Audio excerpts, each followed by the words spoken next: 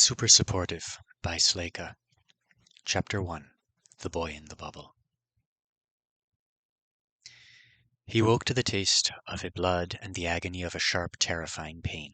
His ears rang. His head pounded. His bare chest was pressed to the carpet his parents had installed in the new apartment just a week ago. It still smelled funny, gluey and artificial. "Daddy!" he screamed. "Mama!" Blood fell from his mouth onto the carpet. One of his arms was caught under his body, and he couldn't move it. Something had pierced the side of his stomach. It hurt. It hurt so much. He called again for his parents, but his own voice sounded weird, distant. On the floor, all around him, shards of glass sparkled in the orange glow of his nightlight. There was wind in the room. The window must have broken, but he couldn't see it from here. He looked around as best he could and spotted Wummy, plump and smiling, lying beside him. The stuffed wombat was half hidden by a comforter that had spilled over the side of the bed. Sobbing, he reached for Wummy with his good arm and grabbed him by the ear. Beneath them, the building shook. A fire alarm began to shriek. Suddenly, there was a deep boom of sound. The boy felt an awful pain in his ears as the world exploded around him. Someone, blasted through the exterior wall of his bedroom. The ceiling crumbled. Chunks of concrete flew through the air like cannonballs. With his face pressed to the floor, the boy didn't see any of it. But he felt small pieces of rubble hitting his back. Then he felt a crushing, smothering weight as the mattress from his bed landed on top of him. Pain from whatever was stabbing into his side shot through him, making every muscle spasm. He screamed as loud as he could. In response, he heard nothing but a terrible rushing noise and an endless high-pitched whine. Something heavy landed on the mattress. The air was pressed from his lungs. He couldn't breathe. "I'm going to die. I'm going to die. Help!" Dying was painful. It was dark. He wanted his mother. He wanted light. The boy didn't know what had happened. Maybe he had passed out. Maybe he'd been struck on the head, and his memories were having a hard time sticking. The only thing he knew for sure was that he was awake now, and there was light all around him. A semi-transparent globe of it encased him, glittering like a bubble full of silver stars. He was suspended inside the bubble, his body frozen.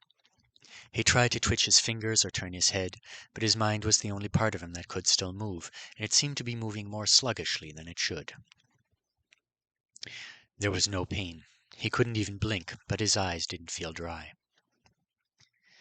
He and the bubble slowly spun in place, and that place was... where was he?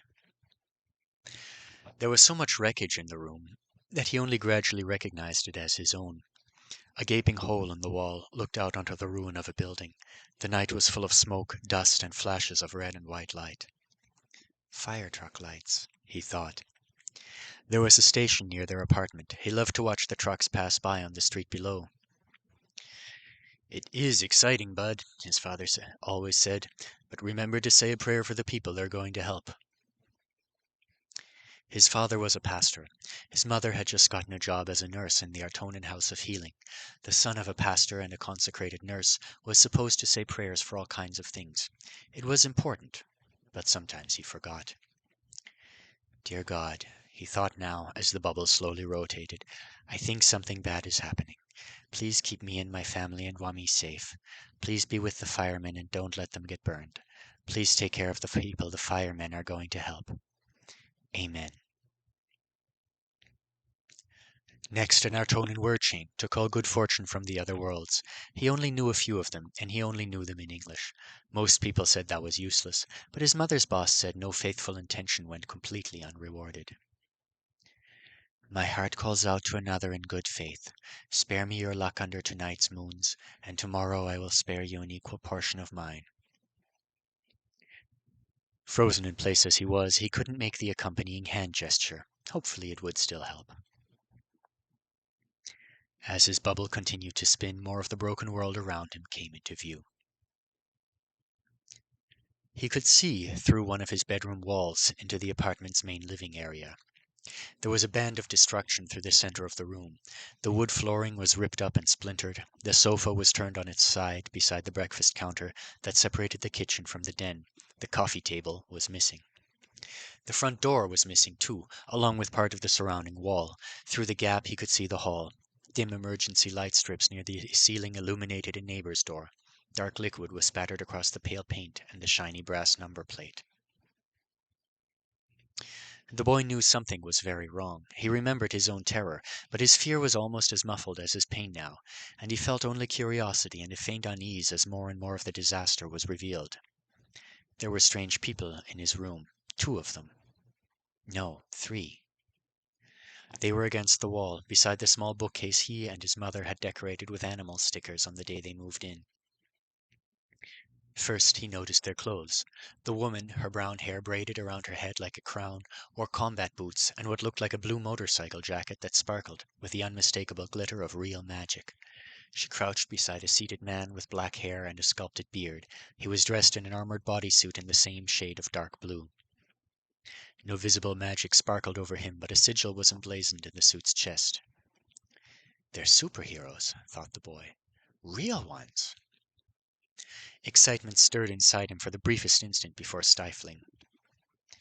The man was weeping and shaking his head, staring down at the palms of his trembling hands as if they didn't belong to him. The woman reached out toward him, biting her lip. He jerked away. On the floor at their feet, the third stranger lay still. He was a teenager, the boy thought, though it was a little hard to tell in the flashing lights. He wore a black hoodie, and his pale face stared up at the ceiling, unblinking. Is he frozen like me? But no. The person in the hoodie wasn't inside a silvery bubble. He was sprawled across the carpet, and as more of his body came into view, the boy saw that it had been ripped nearly in half. Horror rose only to drain away as if someone had pulled a plug. The man gestured toward the dead body, his face agonized, his mouth open wide, as if he were shouting, but inside the bubble there was no sound. The woman looked toward the body, too.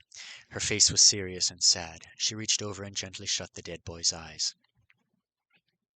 She closed her own and said something. Maybe she's praying, too. Then she stood. As she did, she glanced up and looked at the boy in the bubble. Their eyes met.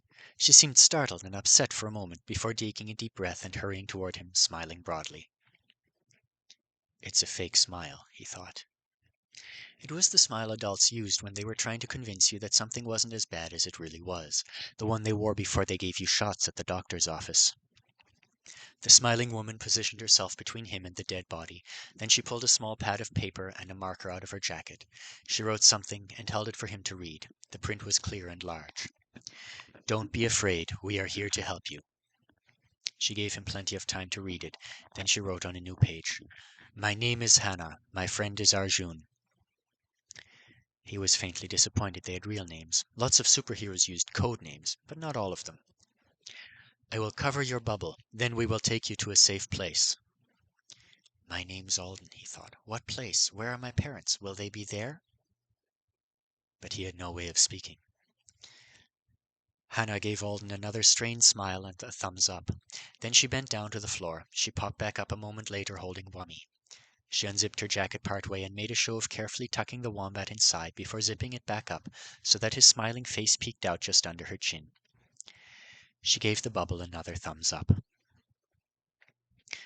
Auden caught a glimpse of Arjun and the nameless dead boy as she bent again. The superhero's face was hidden by one shaking hand. Then a blanket, Alden's own comforter, stained with blood, was tossed over the whole silver bubble. And he couldn't see anything anymore.